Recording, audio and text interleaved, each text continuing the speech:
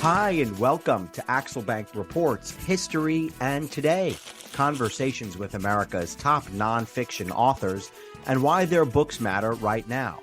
I'm Evan Axelbank, and today we're going to speak with David Marchick, the author of The Peaceful Transfer of Power, an oral history of America's transitions.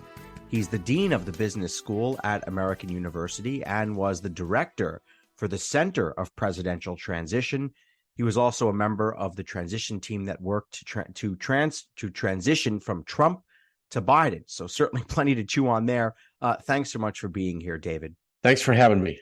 Before we start our interview, I want to invite listeners to our Patreon page to ask for your support in keeping the show going. Go to patreon.com/AxelbankHistory. We will donate part of your contributions to a charity for children's literacy. When I was becoming politically aware in the early 1990s, it was simply understood that no matter the party, the person the voters had chosen would have the full logistical support of the outgoing president, and that America would continue on as an example of a nation where country was more important than power. Even in the year 2000, it was understood, it was a given that once there was a firm ruling over Florida's vote count, the Clinton team would hand the reins of power to a political nemesis, and that the outgoing VP would certify his own demise.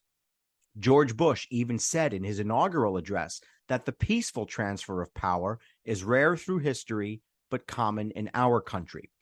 What we didn't realize until 2020 and 2021 was how much that system depended on the good faith of the people involved, that the system itself might not be enough to make the transfer peaceful on its own.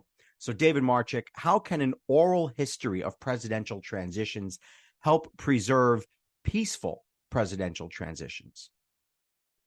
Thanks again for having me, Evan, and I'm really impressed with everything you do on your podcast, and I'm honored to be with you. So I wrote the book essentially to help highlight how the peaceful transfer of power is fundamental to American democracy.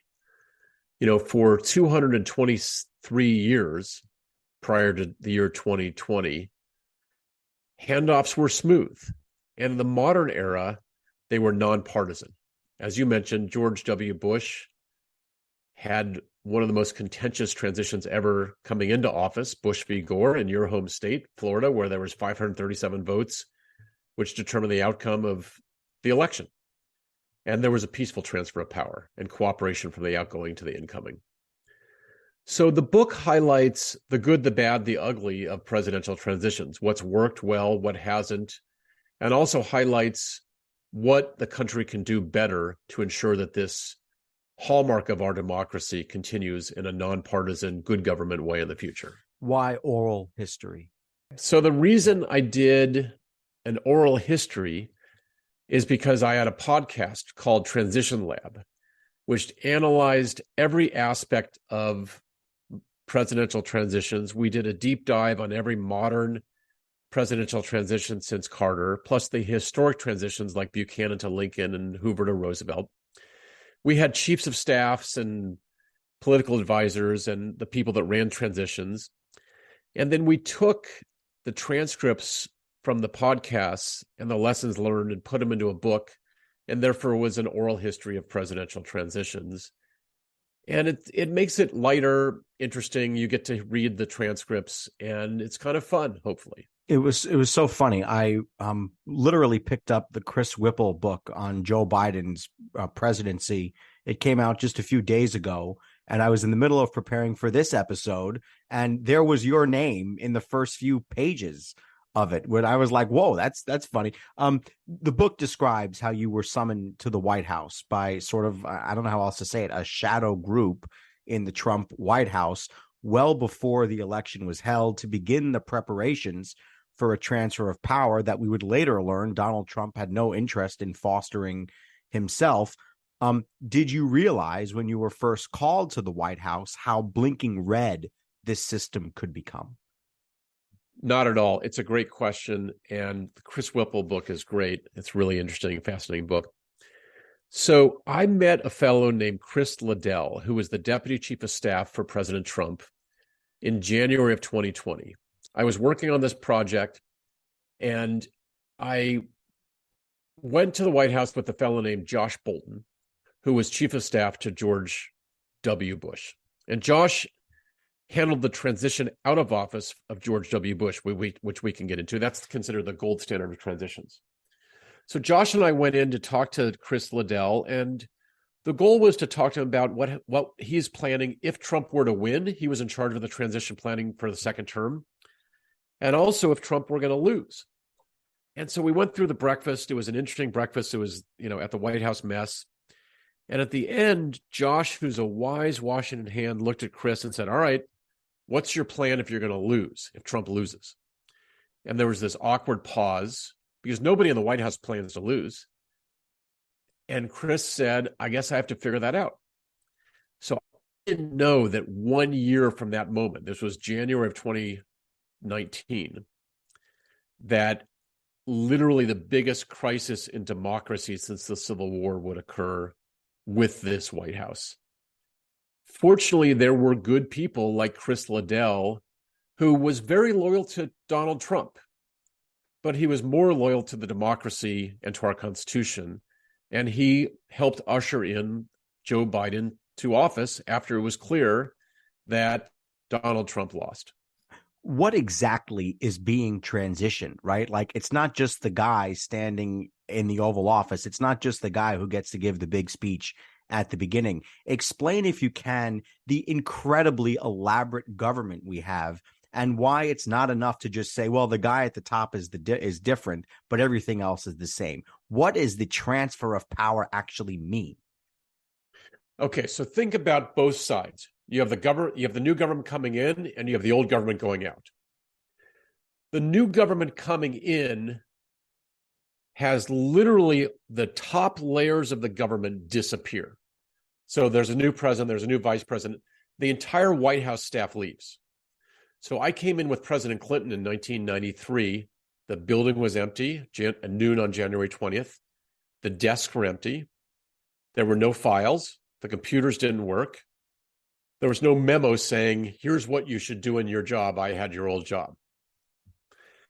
It would be like at a corporation if the CEO, the CFO, the COO, all the vice presidents, all the senior vice presidents, all the assistant vice presidents left on the same day, and a new CEO is there bringing his or her team in and had to fill all these positions. So a new president has the obligation and responsibility to fill 4,000 political positions. 4,000. 1,250 of them need to be confirmed by the United States Senate, which takes months and months and months. So a new president also needs to figure out what the priorities are, what the policy objectives are. They have to issue orders on day one. They have to manage the government of 2 million people, 2 million civilians, and 2 million in the military. They have to prepare a new budget.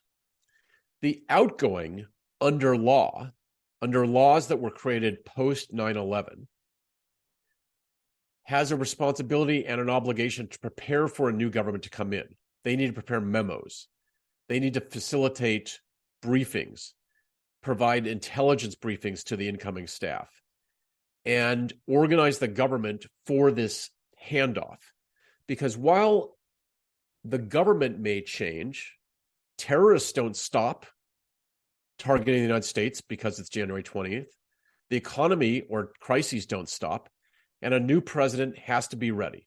And I was thinking about it. Every federal department has lives at stake, and you can look at it in any number of ways. I mean, okay, the Pentagon, that's obvious, but the Department of Interior watches over our parks, and their park rangers have to be well trained to make sure people are safe in their parks. And the U.S. Department of Agriculture has, oversees our food supply. I mean, this is really big stuff. It's huge stuff. And I'll just give you a couple examples of where two transitions in the modern era literally had life and death consequences. Okay. Let's take the Bush to Obama transition. Okay. The day before Obama's inauguration, intelligence agencies picked up a credible threat of a terrorist attack on the Mall during the inauguration. And the Bush administration, the outgoing team, Condoleezza Rice, Steve Hadley, the incoming national security team, which included Hillary Clinton, General Jones, and others, they worked together to basically try to combat this terrorist threat, but also to figure out what do we do if there's a terrorist attack on the Mall, to the point where there was discussions in the Oval Office with the Bush people and the Obama people. Do the presidents leave the stage? What image does that send if you have two presidents running off the stage? And in the Trump to Biden administration, that was the peak of COVID, the peak. In the period between the election and the inauguration, 172,000 Americans died of COVID, 172,000. So the most important issue for Biden when he came into office was not a foreign policy issue. It was not an economic issue. It was not even a policy issue. It was a logistics issue. The vaccine was built, manufactured, developed under the Trump administration, but it was administered under the Biden administration. And you remember these huge vaccine centers with thousands and thousands of people, the military run.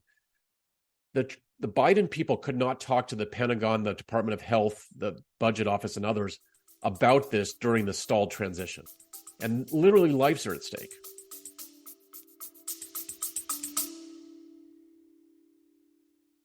Baking from our childhoods just sticks in the memory, doesn't it? We never set off on holiday without piles of Tupperware, and there'd always be Bakewell slice, flapjacks, and tray baked scones in the boot. Do you not do that, Lisa? Yeah, no.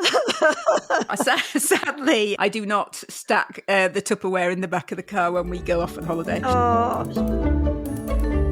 Welcome to Small Ways to Live Well, a new podcast from the Simple Things magazine. Season 2 is a pick-me-up tonic that helps us make the shift from winter to spring. A 6-week suggestion box full of things to note, notice and enjoy about the season. Search for Small Ways to Live Well on your podcast app.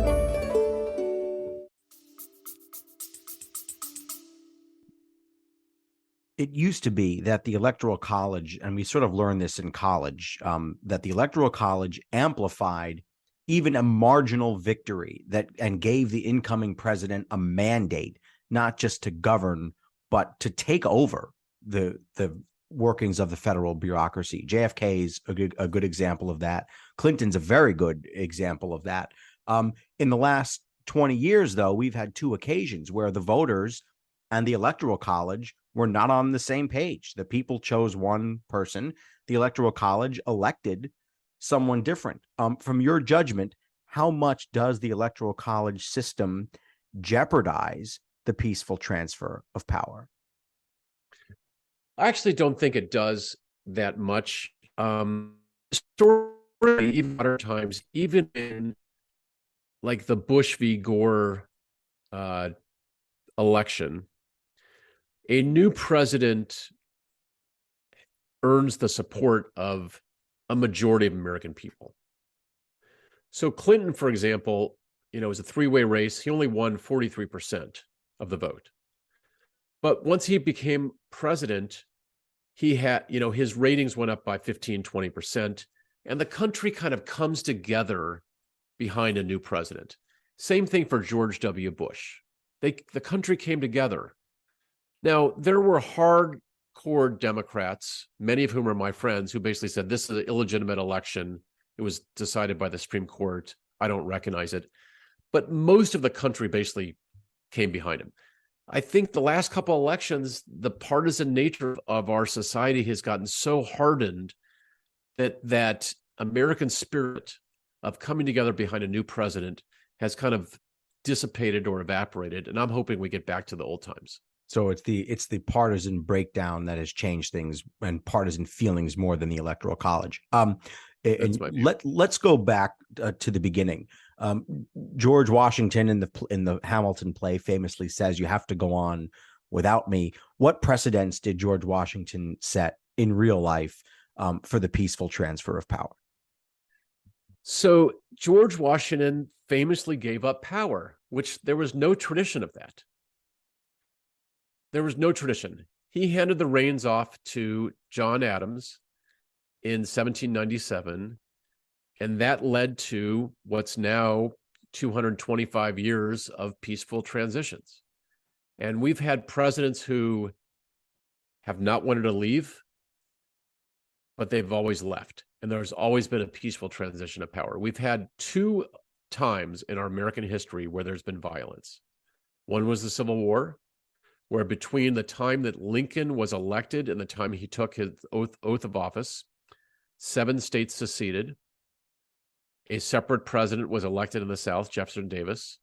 Half the cabinet, the Buchanan cabinet, basically declared their loyalty to the South. Congress was ineffective.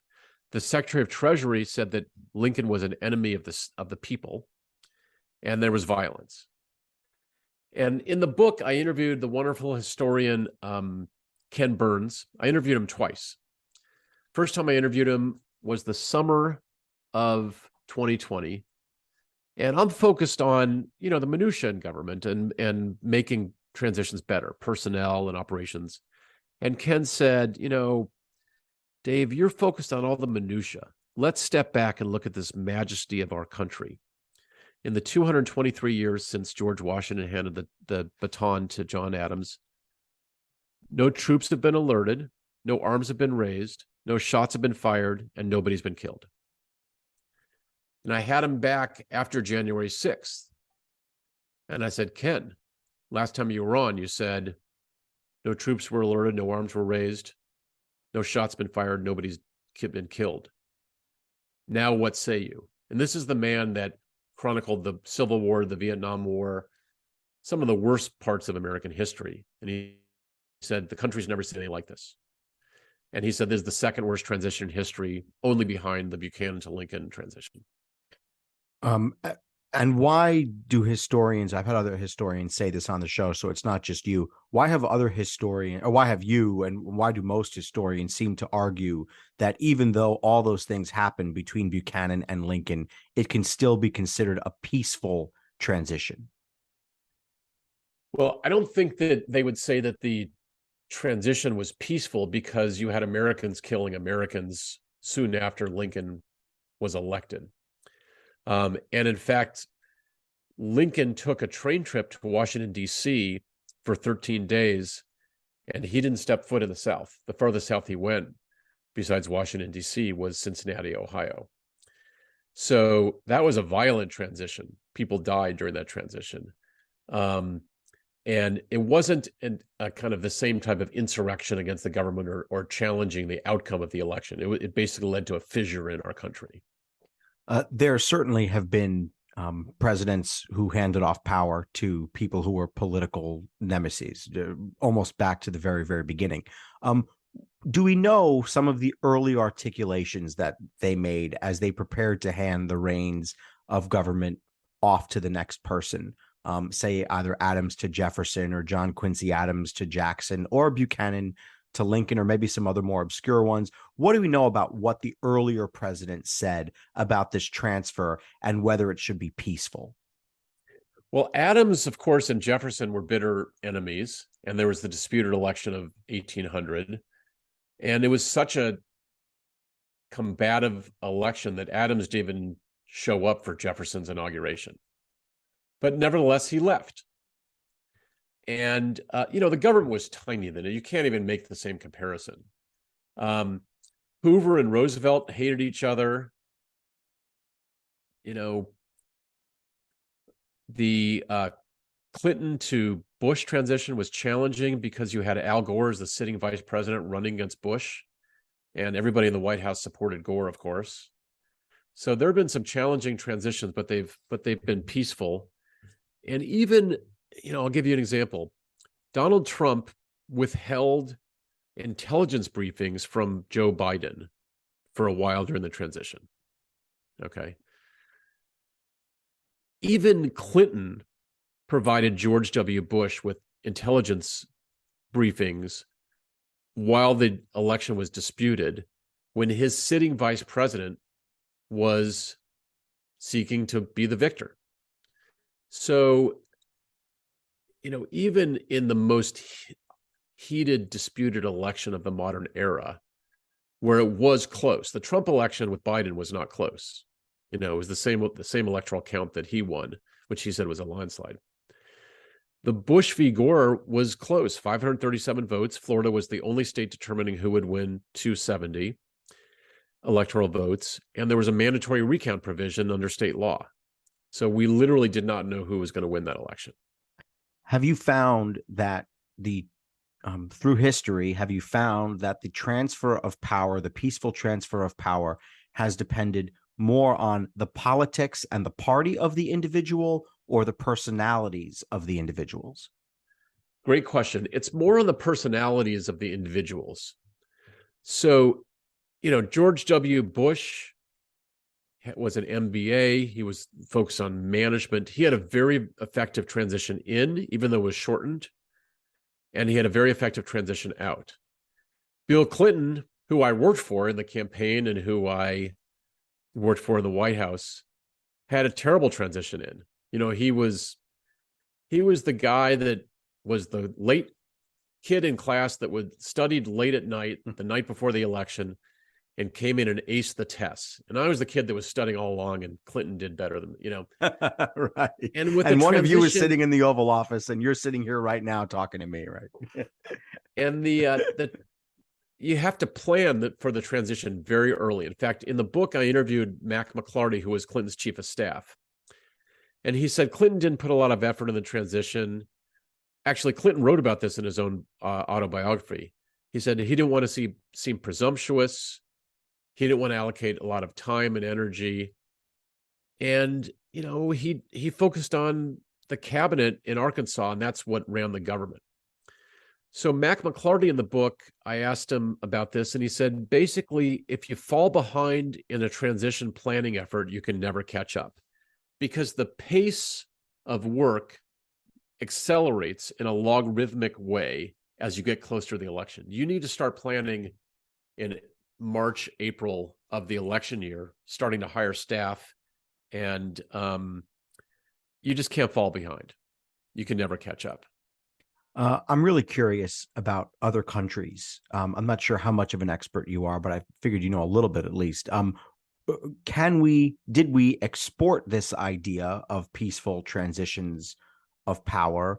And then the reverse of that question is, what can we learn from other countries who does it well, both on paper and practice? Well, yes, we did export it. Our model became a model for the rest of the world. I would say the UK does it pretty well, but they have a very different system. Literally a few days after there's an election, the new prime minister comes in. There's not a long interregnum. And basically a new prime minister brings in new ministers, and each minister will have one or two aides. So there's a very small number of change in personnel. No other country models themselves on our version of a transition. Having to appoint 4,000 new people, it's a flawed structure. And Congress makes it worse every year because they add new positions and new restrictions, and they slow down. And so the structure is fundamentally flawed. I'm a business school dean. If I wrote a paper saying that this is the way an effective transition should happen, I'd be fired. How do we shore all this up then? What are the answers? Where do the answers lie? Does Congress need to change laws, or does there need to be better understandings between administrations? And I would also now add, it occurs to me, what pressure does the media have to enact on the incoming and outgoing administrations? Okay. Great question. So, first of all, Congress just fixed a provision of the law which was shown to have a flaw in the Trump-Biden transition, which was there was this little known provision called ascertainment, which is the head of the General Services Administration, which is an agency most people have never heard of. They manage the real estate and other aspects of the government, has the responsibility for ascertaining the winner of the election. And basically, the reason it was vested with the GSA is because a new president-elect needs space and computers and logistical support. So it was seen to be a ministerial act, but under Trump, this became a political act, and the head of the GSA withheld approval for 20 or 30 days, slowing the transition. So Congress just enacted a new law which says that if there's a dispute, that each side shall be given the benefits of being treated as if they're president-elect. They get space, they get access to intelligence briefings, they can get personnel to start to get cleared. The most important thing Congress could do is to reduce the number of officials that need Senate confirmation. It just slows down the process. It takes 3, 6, 9 months. Biden, at the end of his first year, only had about 130, 140 officials confirmed by the United States Senate. Yeah, and why are That's we 10%?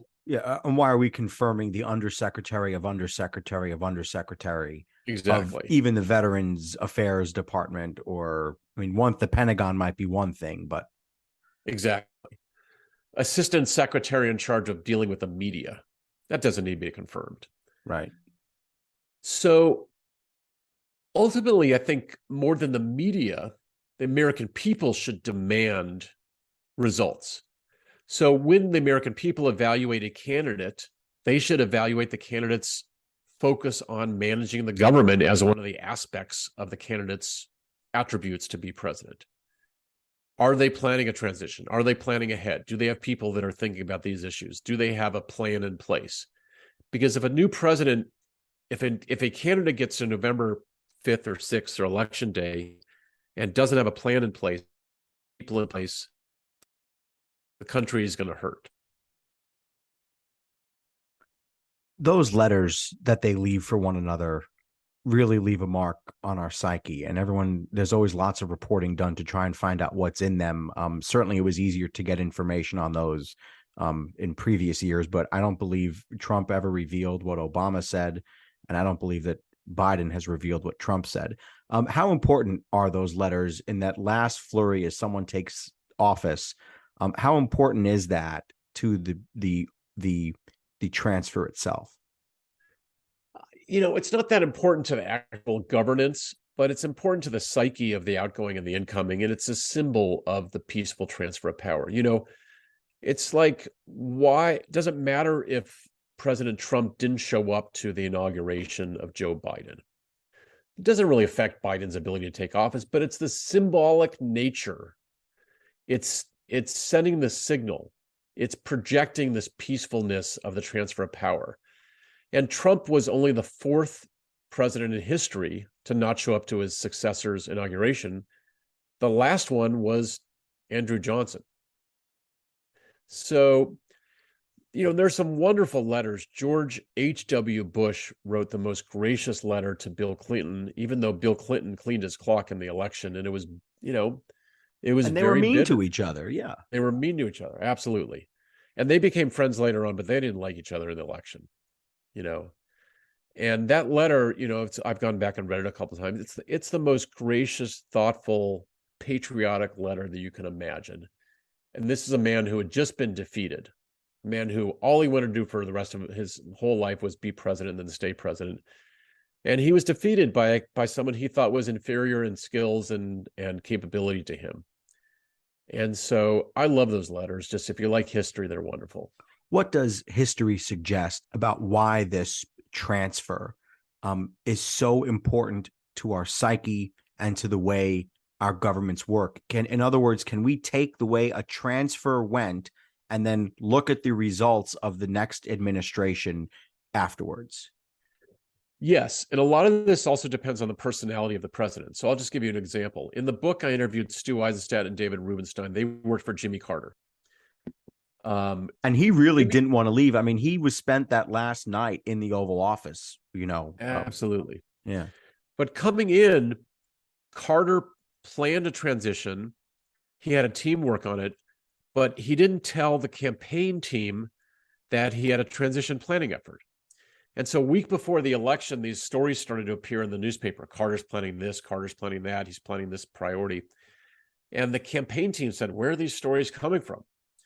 And so what happened is Stu went to candidate Carter, Governor Carter, and said, "Where's this stuff coming from?" And Carter said, "Oh, you didn't know I had this transition team planning for my presidency."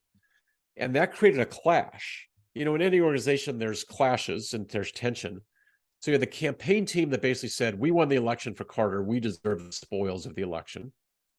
And you had the transition team who said, those campaign people, they're political hacks. We actually know how Washington works. So we should take all the top positions. And they fought. And Stu said that conflict imperiled the Carter administration's first year. It handicapped him. It put handcuffs around his and that had a big impact. And Chris Christie, who planned Trump's transition, he did a good job. Governor of New Jersey, he did a good job. He planned it, and he did after the election. And I asked him what the implication was for Trump, and Christie said Trump never recovered. He didn't get his people in place. He had more cabinet. He had more nominations failed. He had more turnover. And all the first day executive orders that were priorities were later overturned by courts. And so he basically said, we never recovered. How can we as a public, and this was not a question until 2016 and maybe till 2020, but there were some rumblings about this in 2016. Mostly that would have been about accepting the results of the election. But how can we as the American people evaluate the people who are running for president and make sure that we elect people who are going to respect this tradition of peaceful transfer of power? Great question. So best practice has been for a candidate for office to make some type of public disclosure in kind of early summer, late spring, about the existence of a transition team, the people on it, and what the responsibilities of that transition team should do. That sends a signal to the American public. Are they serious people? Are they thoughtful? Are they experienced? Are they people that are focused on the operations of government, not being political hacks or partisan warfare? And the American people can evaluate that. So, for example, Joe Biden appointed Ted Kaufman, who was a former senator, his longtime advisor, and Jeff Zients, who just was appointed chief of staff. Jeff is one of the most effective, most organized managers in the country, one of the smartest people I've ever worked with. And that sent a signal that Biden cared about running the government effectively and efficiently. Now, you can disagree with Joe Biden's policies. You can disagree with his objectives and priorities. But having a guy like Jeff Zients run the transition sends a signal that you're serious about management of the government for the benefit of the American people. Just like Reagan appointing Jim Baker was a signal. What were you thinking January 6th as someone who had been called to the White House to try and help this go okay? What were you thinking January 6th as you watched this unfold? Okay, so I remember the day like it was yesterday. My wife and my two kids and I flew down to Florida for our first vacation in over a year because we were shut down by COVID. And we landed around 2 or 3 in the afternoon after being dark for, a few hours. And I got a phone with text and mail. One of those calls was from Chris Liddell in the White House. And Josh Bolton and I got on the phone with him. And this is a tough guy. He was CFO of Microsoft. He was CFO of General Motors. He's been in politics forever. A man in his 60s who's been through a lot. And he was weeping, unable to compose himself. He was literally about what crying. was happening to our country. And he said, I have to resign. And Josh and I basically said, you can't resign to land this plane.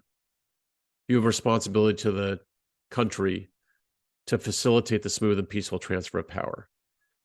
That if you resign, you may get a short article that says you resigned out of principle. But you've been with Trump for 4 years.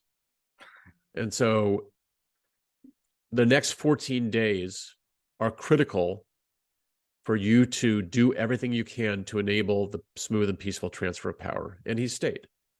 And again, I'm a Democrat. I don't like Trump.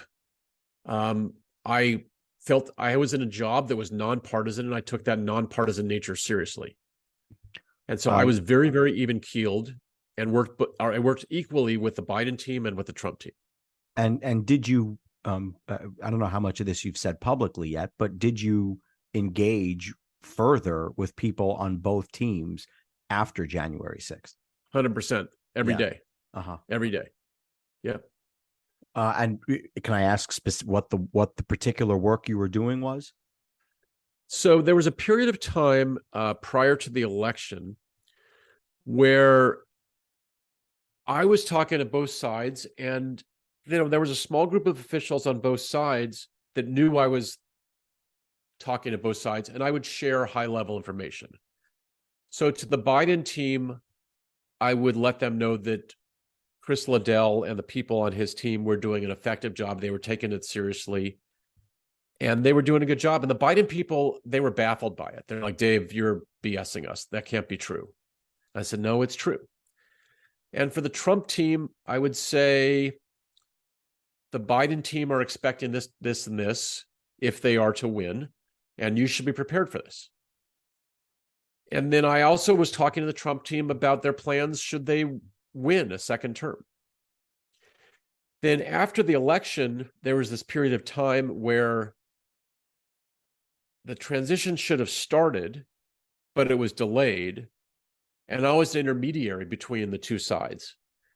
And I was also taking calls. I had some really incredible calls from people like on the COVID task force for Trump, who said, I have life-saving information that I'd like to talk to the Biden team, but I'm not allowed to. And I couldn't do anything about it. And so, but I would share information back and forth, and it was an important conduit. And then once the formal transition started, Chris Liddell actually talked to Jeff Zients. They communicated. I actually put them together in a text, and they communicated. And then that led to a conversation between Mark Meadows and Ron Klain, the outgoing and incoming chief of staff. And then I kind of got out of the way, and they were talking together. Mm-hmm. And actually that allowed me to take a vacation on January 6th. Once I got word of what was happening, then my vacation was over. Yeah. And then you began talking again between the two sides? Yes. And then basically I tried to do everything I can to facilitate these last 14 days. Transition by text, that it would have been convenient if they left you on there. You could still be watching the government work. Let me ask you this. Why is it healthy? You sort of alluded to this with George W. Bush. Why is it healthy to have someone with a business background doing this kind of government and political work with transitions of power, a business background like the one you have? So a transition planning effort is essentially a non-political, non-partisan organization effort. It's basically a planning effort. It requires like engineering, like planning of sequencing of what's coming next. You have to put pieces in place, operations in place, personnel in place. So for example, Biden started in early March. And by election day, he had 800 people on his transition team, 800. And the day after the election, they were ready to go. And on the inauguration day, he had 1,100 people start work in the government, 1,100, which is more than Trump and Obama had combined. Have you decided if you're going to do more history work? I know you're busy with your being the dean of the business school at American. Have you decided what might be next for you in a history sense if you're going to do something more? I haven't decided. I've had a lot of fun with the book. It's a great subject. It's intellectually interesting. If you're interested in politics, management, and history, it's hard to imagine something more interesting. And I'm enjoying talking to people like you about the book and about the ideas and about how we can strengthen our democracy. David Marchick, the author, the person behind Transition by Text, and also the co-author of The Peaceful Transfer of Power, an oral history of America's transitions. Thanks so much for being here. Thanks for having me, and it was a lot of fun. Check out the book. Check out his Twitter feed at Dean Marchick. I want to invite listeners to our Patreon page to ask for your support in keeping the show going. Go to patreon.com/AxelBankHistory. We will donate part of your contributions to a charity for children's literacy. Thank you for listening to Axelbank Reports History and Today, conversations with America's top nonfiction authors and why their books matter right now. Check us out on Facebook, Twitter, and Instagram at Axelbank History. We update those with clips from the show, guest announcements, and book recommendations. See you next time. Thanks.